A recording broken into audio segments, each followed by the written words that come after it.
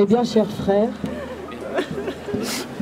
nous voici réunis en ce jour des morts pour rendre hommage à l'esprit de l'agora, que nos ancêtres grecs aimaient faire vivre sur les places publiques, sur les marchés et dans les jardins.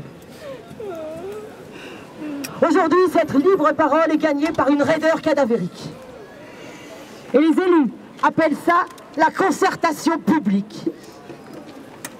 Quand ils nous concertent, l'essentiel a déjà été décidé ailleurs. Est-ce qu'ils ont décidé sans nous? Ils appellent ça des invariants. Populo prend ça dans les dents. Les habitants, les usagers n'auront droit qu'à une parole impuissante, infantilisée. De quelle couleur voulez-vous qu'on peigne le pylône qui soutiendra les caméras? On veut pas de caméra. On n'en veut pas. Pas compris. Des caca, des caca. Ceux qui osent dire comment ils ont envie de vivre sur cette place, dans ce quartier, celles qui veulent que les activités et les usages existants soient respectés, l'élu, je n'ose.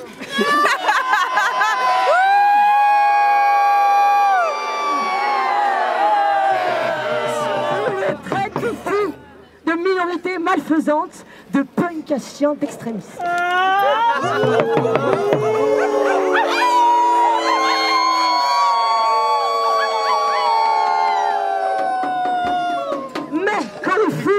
Ceux qu'on appelle fous sont des milliers et que s'obstinent à les mépriser, son petit cerveau s'enferme dans le déni et la surenchère sécuritaire. Amen. Jusqu'à Saint-Gé-la-Guerre, on construit un mur de béton tout autour de la place. Le mur du dialogue de sourds devient mur pour de bon. Le délire paranoïaque de se fait réalité. Alors, Gérard, tu nous as pris pour des indigènes, pour des Indiens dans une réserve. Parce que toi, l'élu, tu nous causes comme si tu étais un gouverneur colonial. La concertation, ça me fatigue. Je fais ce que je veux, j'ai été élu pour 5 ans. Gérard, tu t'es pointé chez nous en disant que tu allais nous refaire la déco pour pas cher. Et nous, Gérard, on n'était pas chaud. On n'était vraiment pas chaud, Gérard. Gérard, on n'était pas chaud, mais tu as insisté. Tu disais que les sacs plastiques pendus aux arbres, c'était pas beau. Mais la solution, tu crois vraiment que c'était de couper les arbres?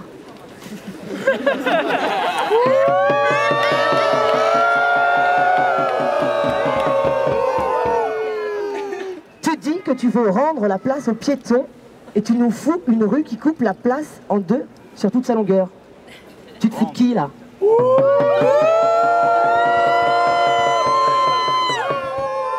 Tu dis vouloir une place méditerranéenne et tu chasses notre marché populaire sous prétexte que c'est trop bazar. C'est quoi cette arnaque? Tu causes projet participatif, mais tu traites les jeux d'ados, les repas de quartier, notre carnaval d'usage déviant. T'es malade ou quoi? Honte! Mensonge! Il est malade, il faut lui couper la tête! C'est nul! Avec des fleurs. Tu veux redynamiser, mais tu flingues le marché, le café, les épiceries, la vie nocturne. Tout nous prend pour des blaireaux ou bien? Tu parles de grands projets d'attractivité, puis tu militarises et tu mures la place comme si on était un pays en guerre. T'es total mytho, gros. Gros mytho! Un psychiatre! Vite! Alors Gérard, tu peux toujours te vanter de passer tes vacances dans une forêt primaire au Canada, mais le seul souvenir que tu vas laisser ici, c'est celui d'un vieil aigri qui aura tenté en vain de faire le vide, de faire avancer encore un peu plus le désert urbain.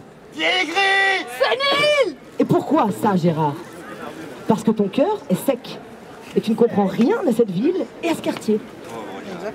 Gérard, ton amertume a le goût de la mort et la vie, tout comme cette ville, elle t'emmerde.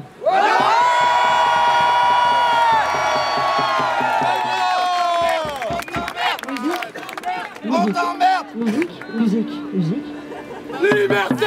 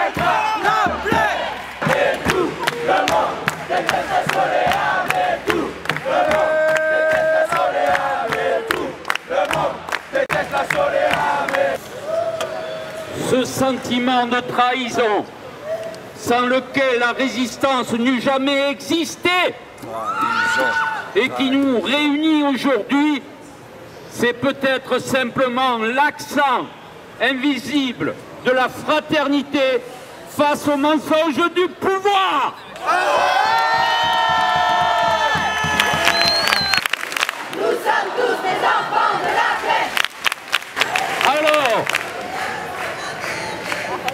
Alors que s'il est facile à la résistance de faire sauter 200 clôtures, il est difficile à la municipalité de les réparer à la fois. À un mot, elle sait qu'une action efficace est inséparable d'un plan d'ensemble, conçu et exécuté grâce à l'unité de la résistance. C'est à ce à quoi la concertation populaire s'emploie jour après jour, mur après mur, une association ou un collectif après l'autre. On est là!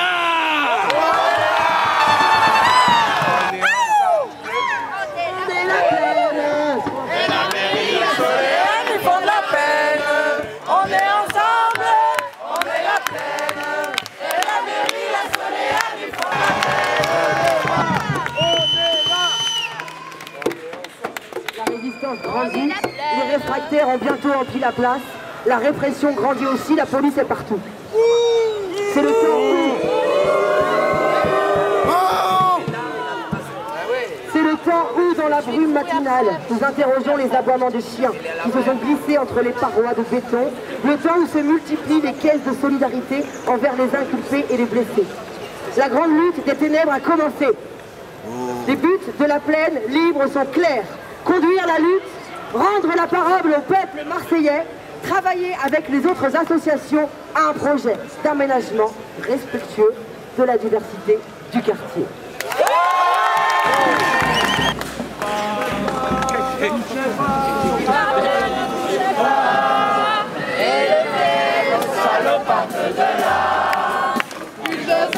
Architecte de mafia, ce quartier ne nous regarde pas. Touchez pas, la pierre ne touchez pas. Et à tous restera. Il est le chant, ne vous en faites pas. C'est le peuple qui la transformera. Touchez pas, la pierre ne touchez pas.